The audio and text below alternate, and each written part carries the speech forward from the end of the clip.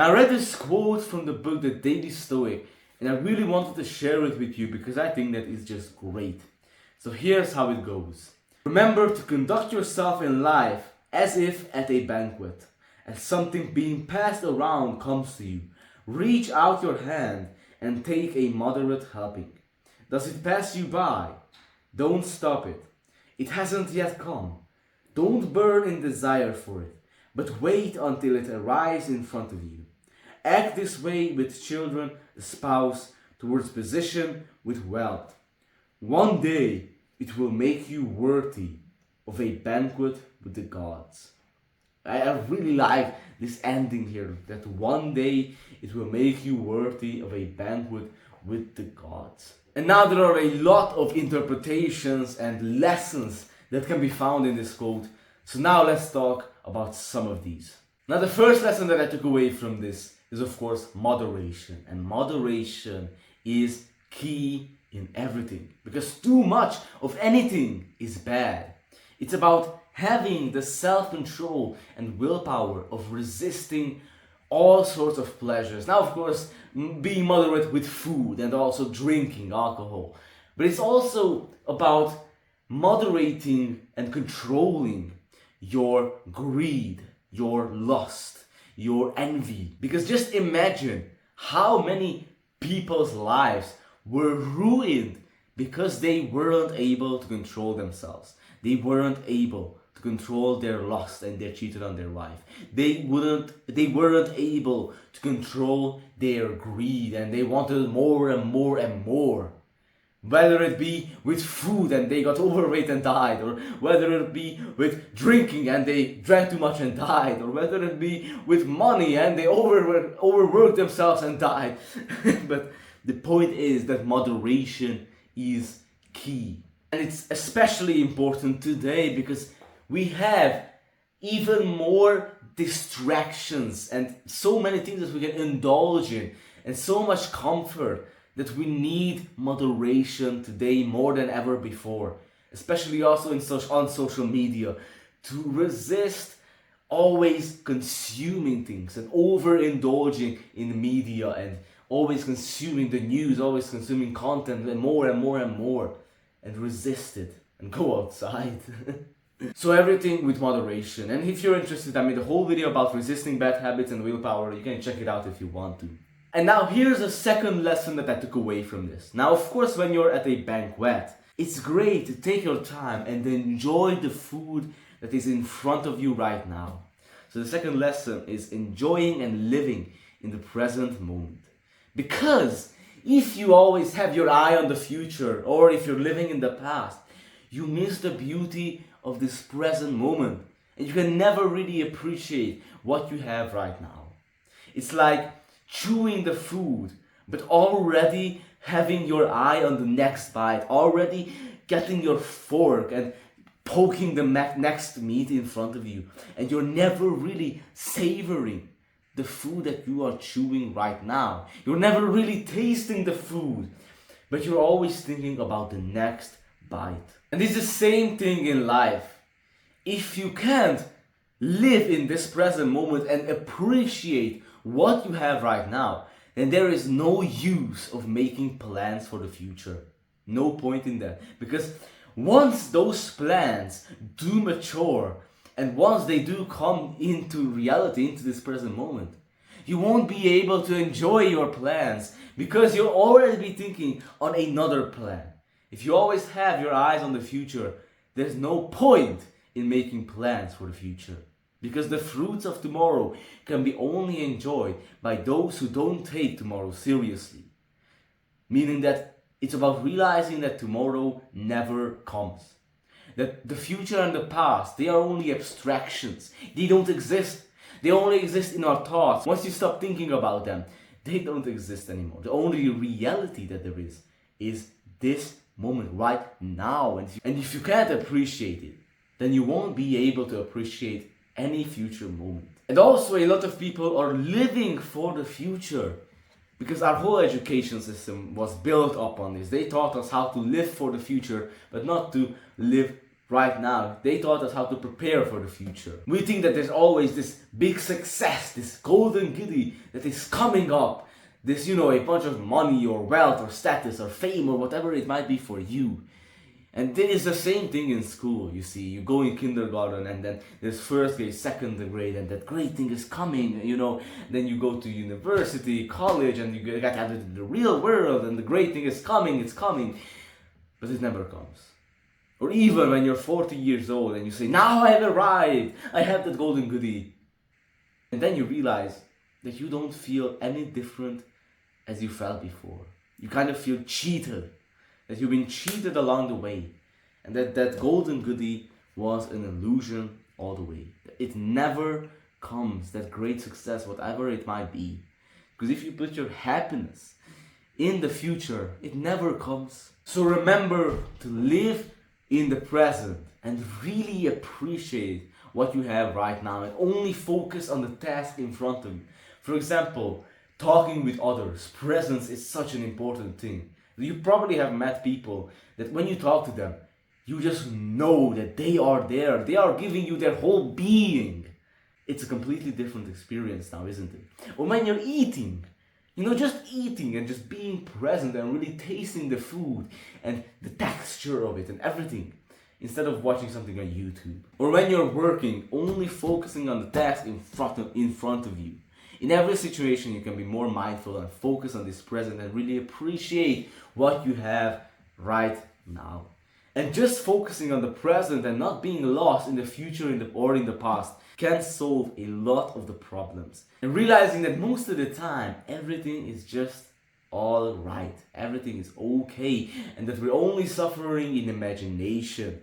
Because we're worrying about the future, ruminating over the past, never living right now, truly appreciating what we have. The only thing that we have, because there is only this moment. And now the next lesson, I think is the third one, is about desire and patience. As it said in the quote, does it pass you by? Don't stop it. Now, one way of seeing this is by not clinging on to the past. For example, not clinging on to the what ifs, to the lost opportunities, to the regrets, and realizing that they don't exist, that you don't have any control over what you did, that it has already passed, it's gone, it doesn't exist. And what you can only focus on is what you do right now. And that no point of ruminating over the past will fix anything. You can just take the lesson and go, but ruminating over it, being attached to it, oh, I wish I would have done that, that won't you do any good. Or another way you can interpret, does it pass you by, don't stop it, is the idea of not forcing, letting things take their natural course of events, natural course of ways, however you say it, just letting things happen as they happen and not forcing things. For example, not being too clingy to a person, to a relationship, and also accepting this moment, accepting your situation, whatever you're going through right now, and not being too attached and clinging on to some kind of outcome or situation that you can't let go of it.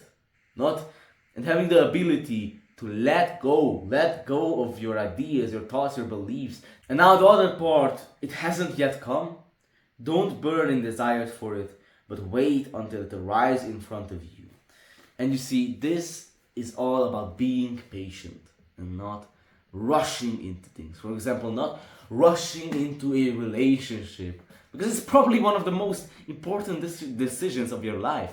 I mean, if you're not a degenerate and you're looking towards a long-term relationship, who are you going to spend the rest of your life with? One of the most important decisions. So you don't want to rush that. And you also want to focus on yourself, develop yourself. Instead of only focusing and having this neediness that I just want someone. I just need someone right now. No matter who, I just need someone. There's something weird in that neediness.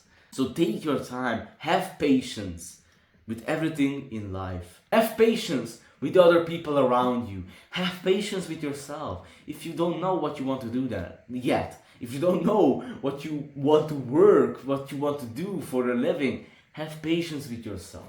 And also, if you have a strong desire for something, that you really want this right now, be patient. Ask yourself, why am I so attached to that thing? Why do I want that so bad? Can't I live without it? And also realizing that more stuff, more material stuff, the desire for more and more won't make you really much more happier or content, or won't really make your life that much better. You know, the desire for more material things, more fame, more success, more money, more status, that it won't change a thing on how you feel about your life and how you feel about yourself. Up to a certain point, of course.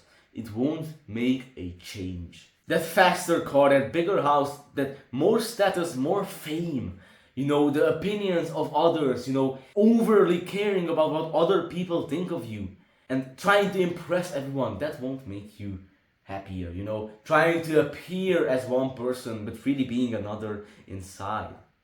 Realizing the desire for more and more, really, that's the source of a lot of our suffering. That we don't accept this moment, who we are right now. And also I think that it's important to embrace simplicity. Simple life, simple actions. Just going outside, going for a walk, wandering in nature, not needing to prove ourselves to everyone, being famous and show off in front of everyone else, but just embracing simplicity, desiring less. And now the next lesson, I think, is the fourth one. When you're on a banquet, you might be thinking to yourself, man, I'm so lucky to be able to be here at this wonderful feast.